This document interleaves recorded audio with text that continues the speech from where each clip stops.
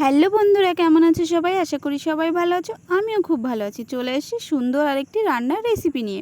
আজকে করব ভোলা মাছের ঝাল। কম বেশি সবাই ভোলা মাছের ঝাল রান্না করো। আমি কিভাবে রান্না করি সেটাই তোমাদের সঙ্গে শেয়ার করব। চলো রান্নাটা শুরু করা যাক। আর আমার রেসিপিটা শেষ পর্যন্ত দেখতে থাকো বন্ধুরা। প্রথমেই দেখো কতগুলো ভোলা মাছ নিয়ে নিয়েছি।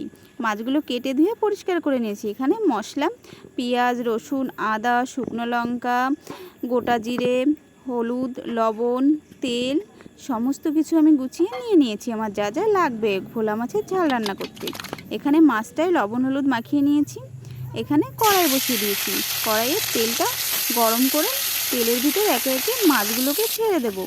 এদিকে দেখো মশলাটাকে পেস্ট করে নেব।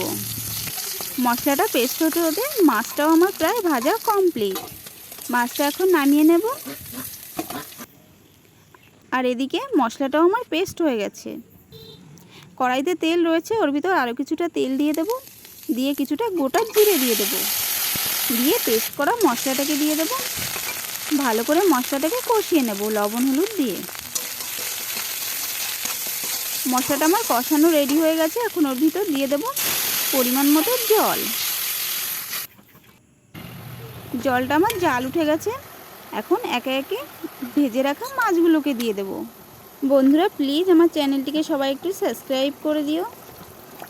কিছুটা সময় ঢাকা দিয়ে রাখবো। প্রায় 10 মিনিট মতো ঢাকা দিয়ে রেখেছি। ভোলা মাছের ঝালটা আমার প্রায় রেডি হয়ে গেছে বন্ধুরা। এখন একটু গরম মশলা দিয়ে নামিয়ে নেব।